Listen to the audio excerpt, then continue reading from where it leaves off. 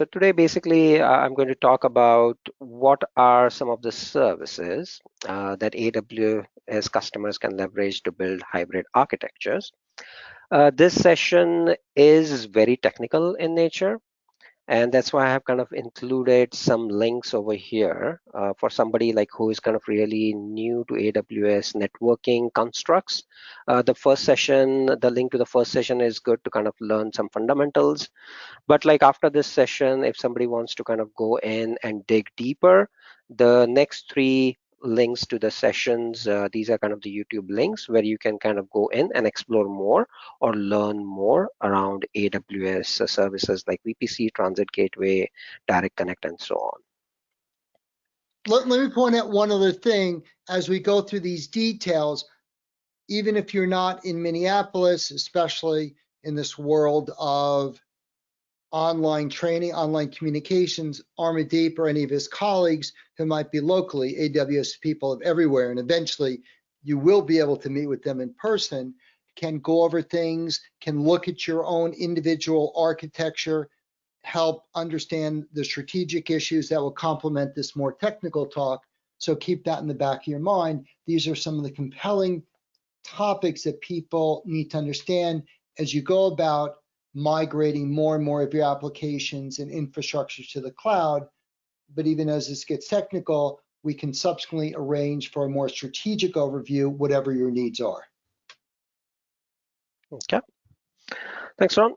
So today, basically, I'm going to cover some of the networking constructs that customers can leverage. So those networking constructs are listed on this slide. So we'll start with the site-to-site VPN. So it is kind of the most common thing that the customers start with. From a VPN, customers generally upgrade to a Direct Connect. So we'll talk about what Direct Connect is, how we can kind of integrate both VPN and Direct Connect with Amazon VPC, which basically stands for a virtual private cloud, and we'll see how customers can leverage Transit Gateway and another construct called as Direct Connect Gateway to scale these networking, to scale your networking within AWS and hybrid environments. So those hybrid environments could be either with your on-prem data centers or with other cloud providers. But mostly today's focus is going to be how to connect or how to build or bridge a hybrid network from your data center to AWS. So like if you have worked with AWS, whenever you kind of create an AWS account, you always start, customers always start with a VPC, right? So VPC is kind of the basic construct that provides you the isolated network boundary within AWS cloud. Within that VPC, you might have kind of access to internet, and that access to internet happens via internet gateway. So you can kind of leverage internet gateway over there. So this is kind of the internet gateway. Within the VPC, you or like customers can kind of create public subnets. Within those public subnets, you might have like virtual instances which need access to internet gateway. Okay, for some reason this is not progressing. Let's see. Okay. So again, within the VPC, obviously for the traffic to route, there are route tables available. So along with public subnets which have access to internet gateway, you might also have private subnets, right, where your resources are behind some kind of firewall and not exposed to internet. So on the left-hand side of this slide, pretty much everything lives and breathes within AWS ecosystem. But in a lot of cases, customers want to have that connectivity either back to their corporate data centers or it might be a different cloud. And that's where the hybrid scenarios comes into picture. And then as part of this talk, we'll see like what are the constructs to bridge that. Okay, so again, like I'm going to start with some basic nomenclature so that we can establish the fundamentals, like how you can kind of have that hybrid connectivity. And then once we have kind of gone through some of the fundamentals, we'll see what are the recommended hybrid architectures to have that connectivity across your data center and AWS and how to scale those as well. So to start with, a lot of the customers start with VPN. So every customer has some kind of a router, so using the router, it's pretty easy to establish a VPN with the AWS. So the functionality from AWS as part of the VPN, it is a fully managed service, and it is highly available in the sense that we do give you 2 terminating points on AWS side. So there are 2 endpoints where your VPN tunnels can terminate. That provides you high availability. And those 2 endpoints, like on our side, they are in different availability zones, and that's what kind of gives you that fault tolerance. So the VPN is based IPsec VPN. So we do support IPsec algorithms like AES 256, SHA, and DH groups. It also kind of supports NATing and IKV version 2 as well. And in terms of charge, your VPNs are charged per hour of the VPN ports, and also the amount of data that is transferring over your VPN connections. So in short, the way to set up VPN connections, there are 2 options available to our customers. One is static routing and the other is dynamic routing. So static routing does support like policy or route-based routing. Policy is kind of more of a static in the sense that you are kind of creating a policy which defines the IP addresses and what kind of encryption mechanisms that you have to use, whereas route-based routing is kind of a little bit flexible in terms of you can kind of do more with that. And then in terms of dynamic routing, it is BGP based routing. So that stands for like the Border Gateway Protocol. So everything is kind of route based, and it also kind of supports IP addresses changing either from your side or from AWS side to have that connectivity established. So in terms of authentication, both of these options support pre-shared keys and certificate-based mechanisms. So certificate-based mechanism is a little bit newer in the sense that we kind of added that feature late last year. Before that, we were only kind of we are only supporting pre-shared keys.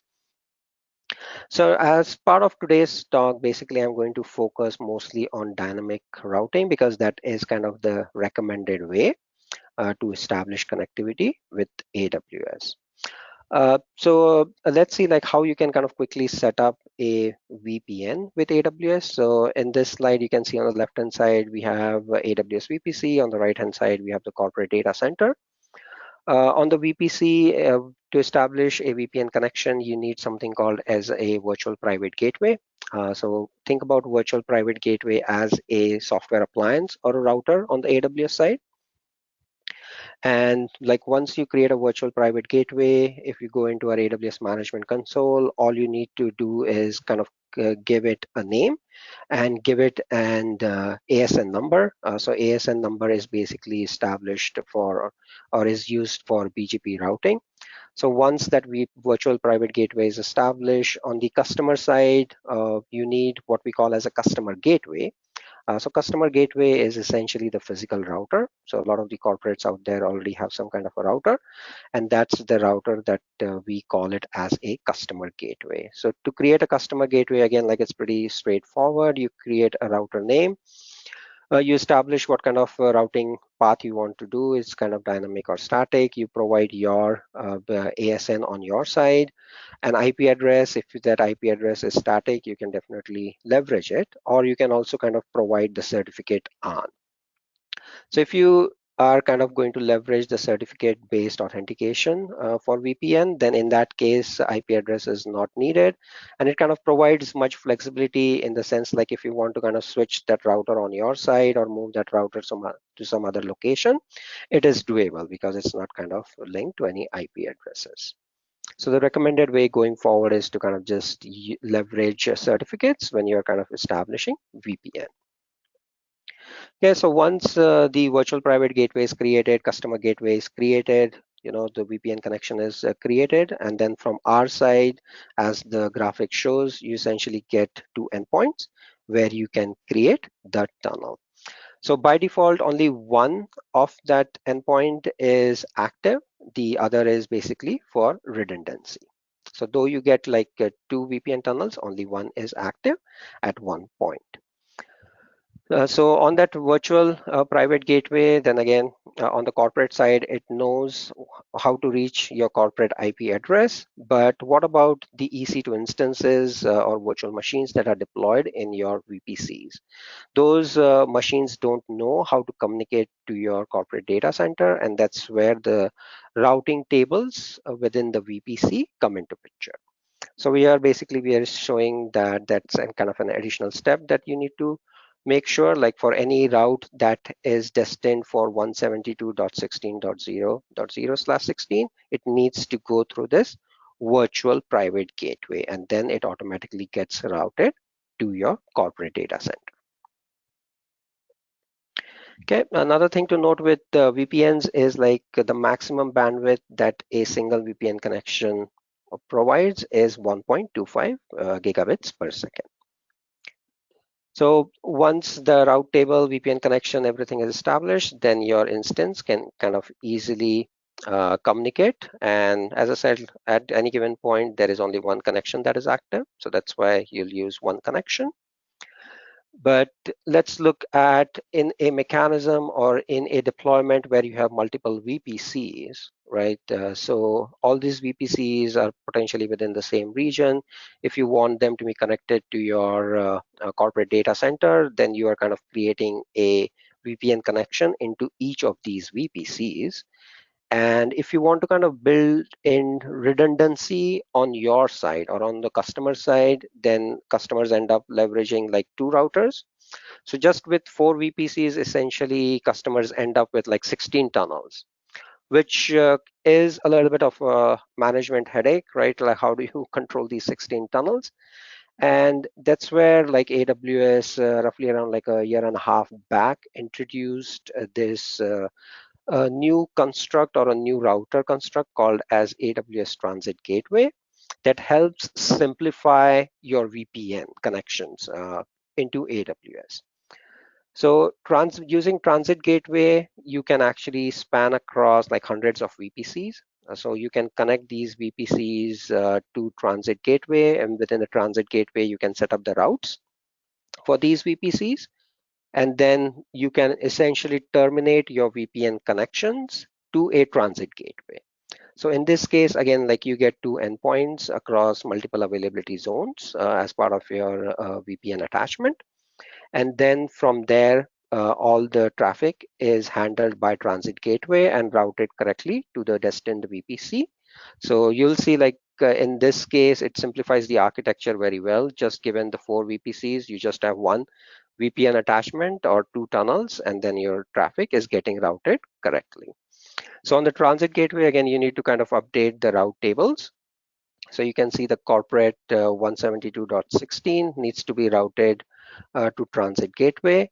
And once it reaches the transit gateway, then the transit gateway knows which VPN tunnels to use to route the traffic back to your corporate data center.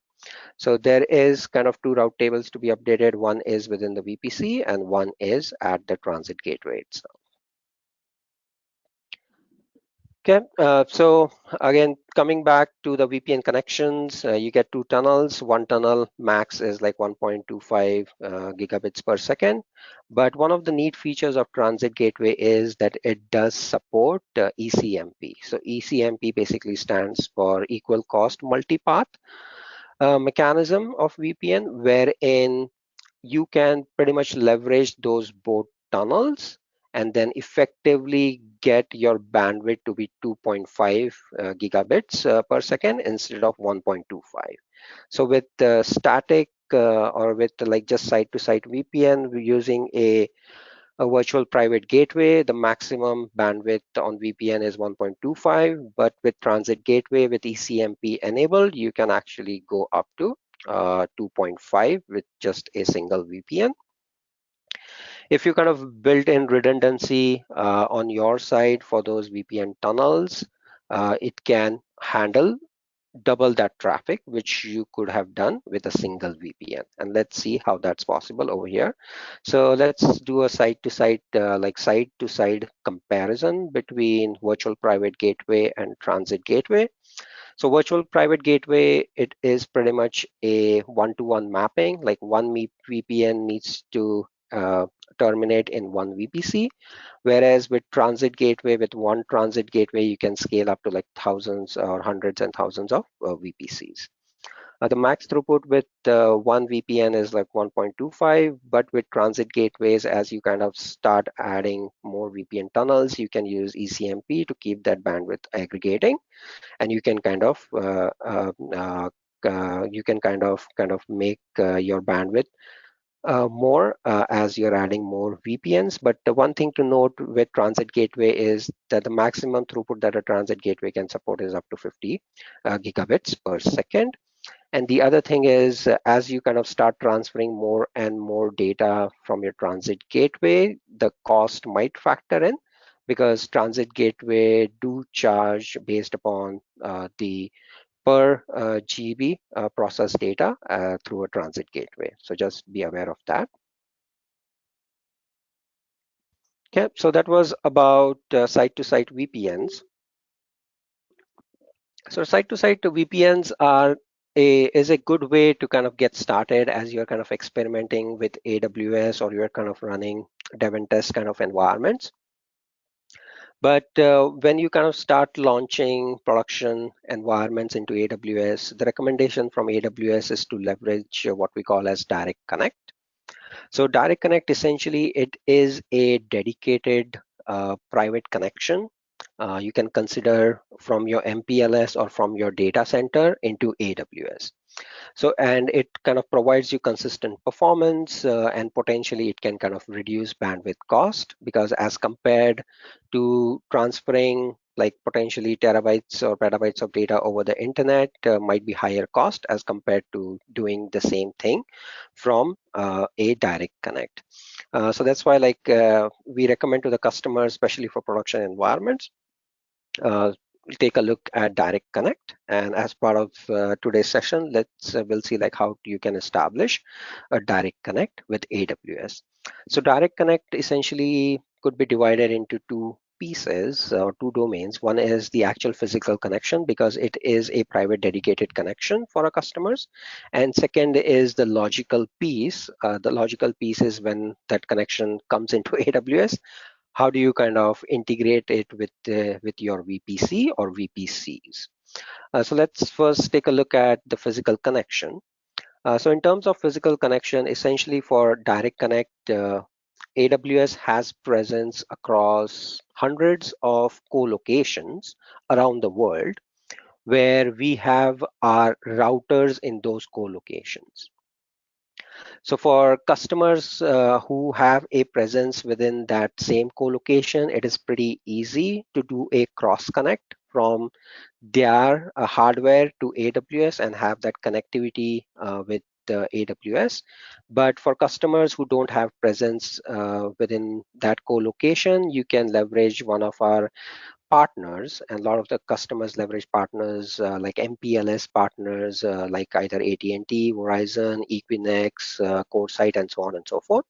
So we have like dozens of partners in that space across the world, who can kind of help extend your MPLS to one of our co-location where AWS Direct Connect has presence. So like in order to kind of establish the direct connect, it's again like it's pretty straightforward. This is a screenshot from our AWS management console. To set up that connection, you provide it a name, you pick a location. So in this site, the location is essentially a core site data center, which is in New York. So you can also see like the sublocation that's on 24th floor and the port speed, because Direct Connect from AWS is provided either in the port speeds of 1 gigabit per second or 10 gigabit per second. So once you select your site where you want to kind of establish your Direct Connect, we have the AWS router present in that co-location. If your router is present in that co-location, then you can easily do the cross connect. But if not, then you can leverage one of our partners to extend your MPLS to that Direct Connect location. So with Direct Connect, as I said, it comes either in 1 gigabit per second or 10, but Direct Connect also supports lag or link aggregation groups. Essentially, it is a mechanism to get more bandwidth as compared to what is provided. So like in the case, if you want like 40 gigabits of bandwidth, you can purchase 4 direct connect connections from AWS and get 40 gigabit pipe into AWS. But we do support like up to 4 interfaces of the link. So just keep in mind, like that's kind of the highest number that is supported with Direct Connect today. So with lags, also you can specify the minimum number of links in order for the Direct Connect connection to be active. So you can, if you purchase additional direct connections into AWS, you can leave some of those connections as your redundant connections. So in the case that if you have 4 interfaces, direct connect interfaces with AWS, you can specify 2 to be always active and 2 are kind of your redundant. So you can kind of be flexible over there and build some redundancy via lags as well. Okay, so once that connectivity is established into the direct connect location, the next step is to establish the connectivity into AWS. So once the connection terminates to an AWS router, then AWS essentially takes care of takes care of routing that traffic to your respective VPC. And let's see like how that is done in the coming slides.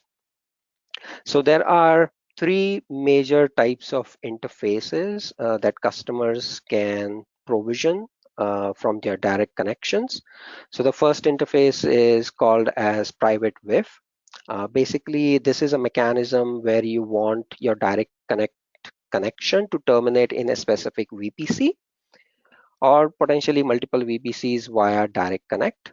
The second is like if you are leveraging transit gateways, that's where transit WIFs comes into picture. And third is what we call as public WIF. So as part of public WIF, essentially, this is a mechanism where you get access to all of AWS public IP addresses over your direct connect. So those IP addresses belong to all of our AWS services, management consoles, even your established VPN connections. So we'll see like how those factor in over here.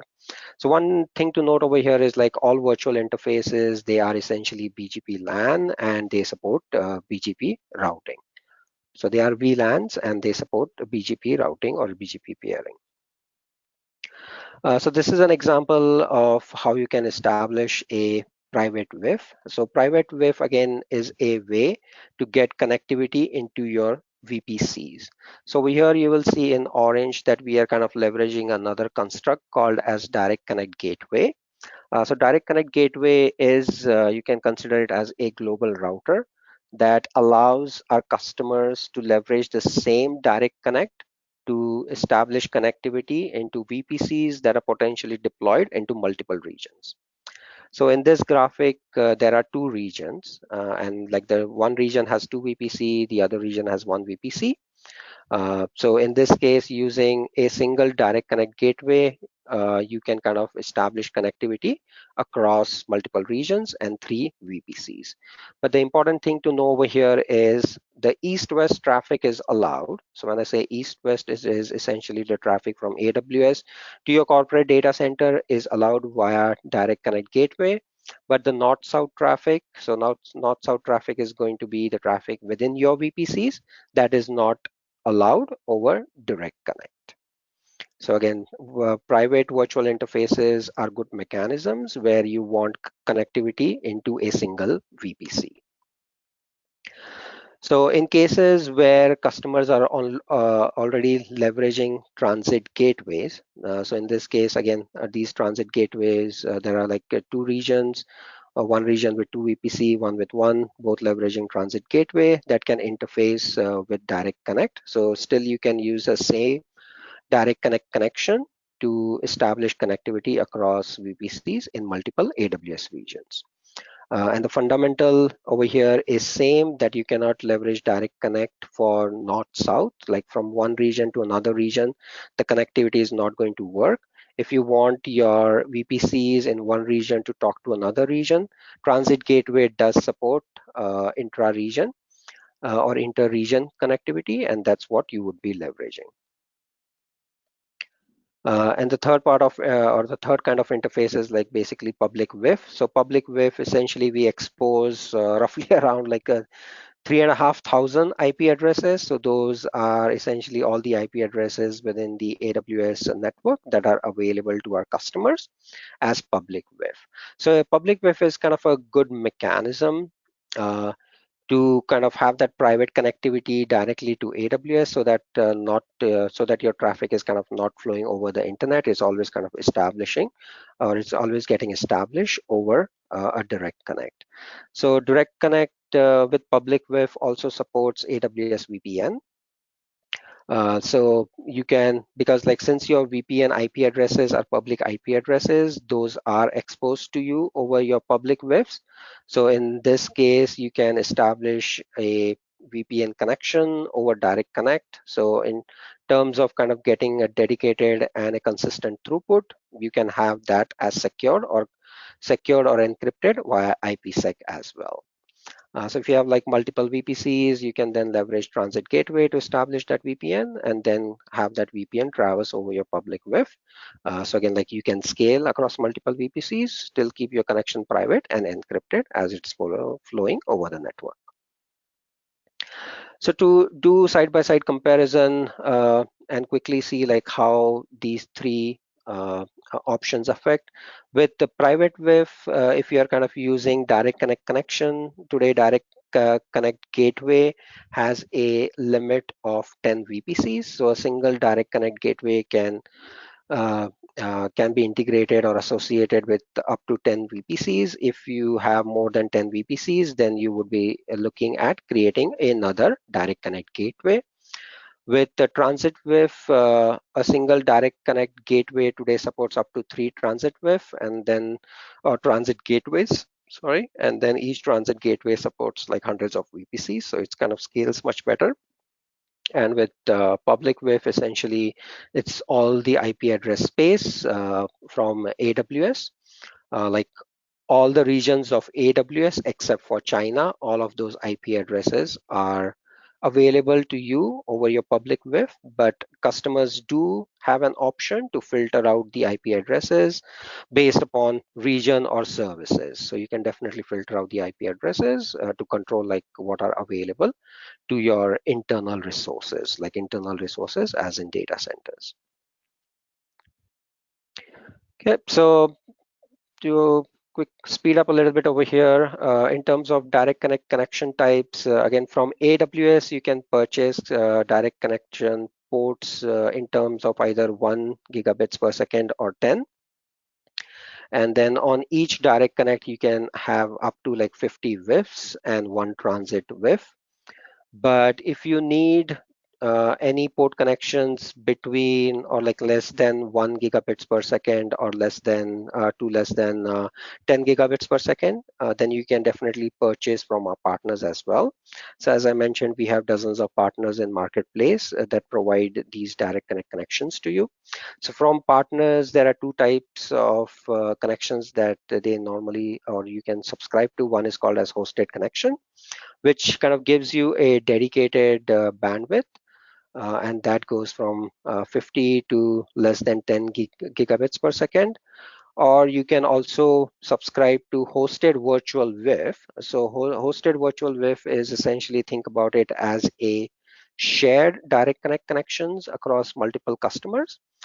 So there are chances that those connections might be oversubscribed and you might not get dedicated bandwidth over there. But again, all of these options are available to be purchased.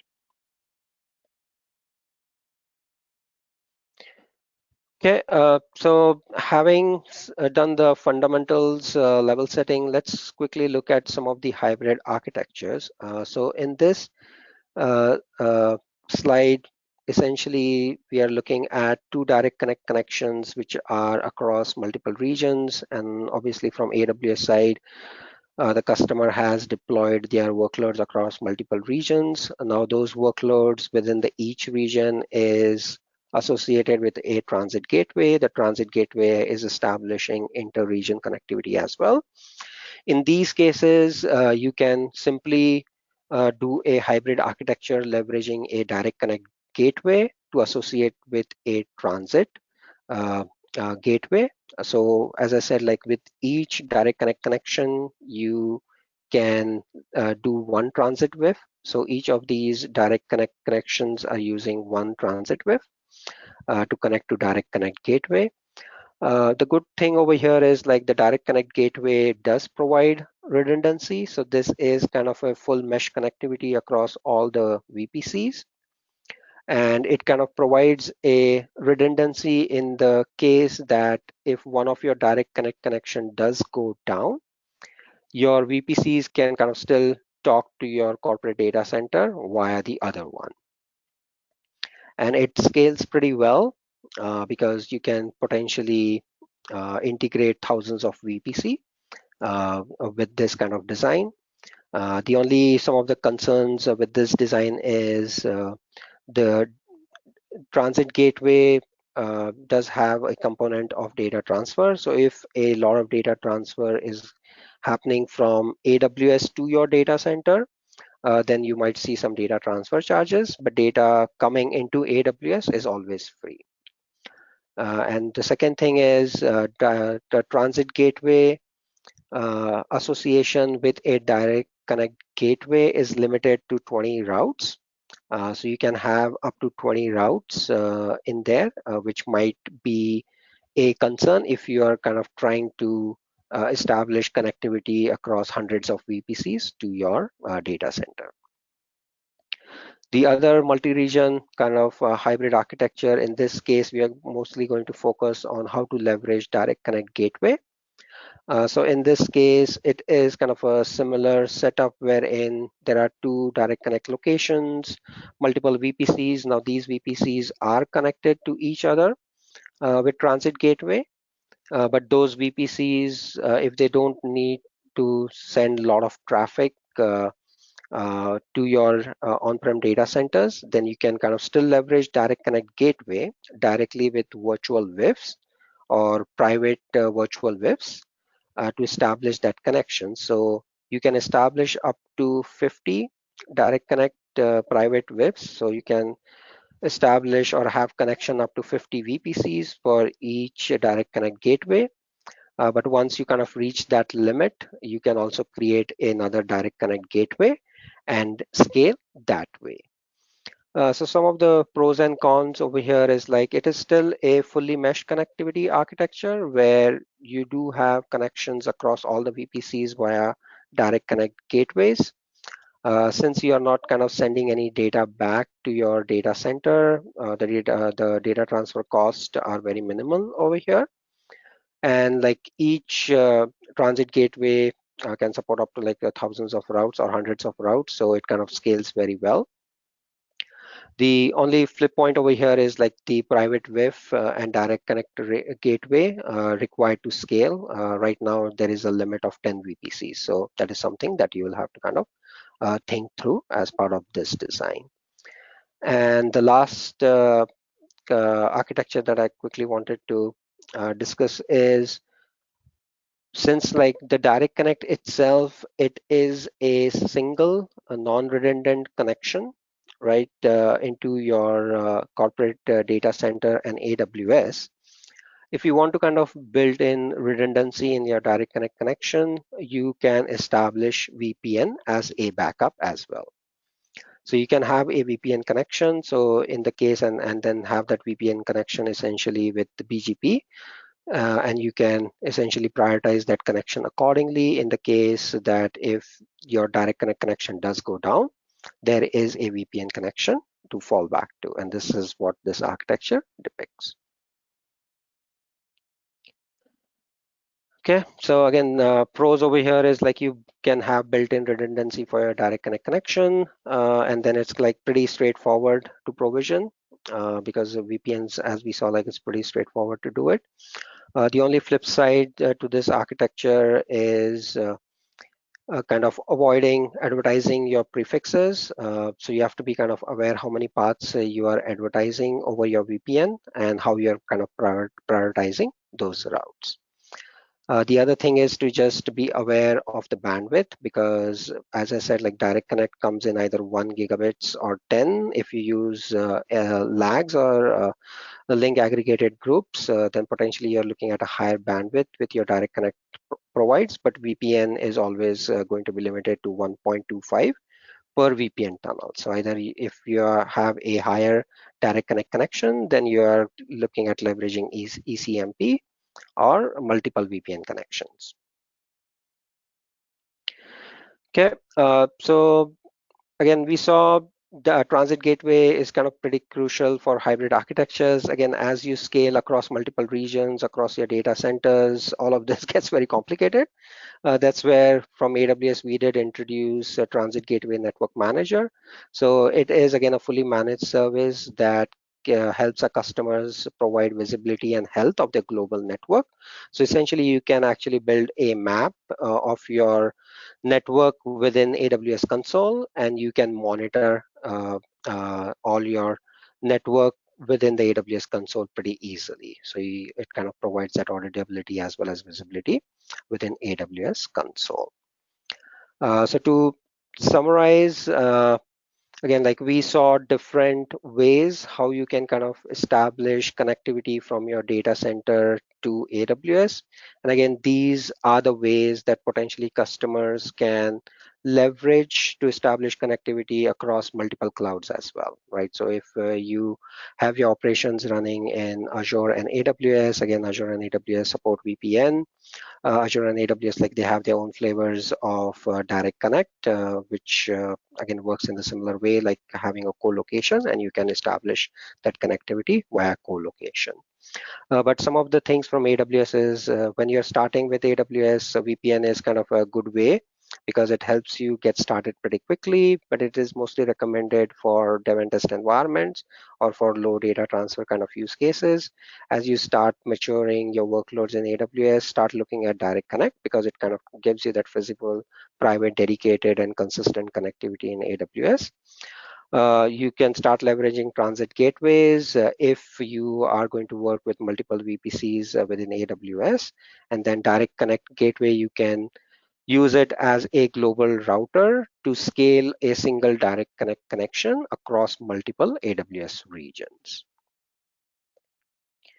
Okay, so that is all I wanted to cover. Hopefully this was helpful and people learned at least something new from this architecture.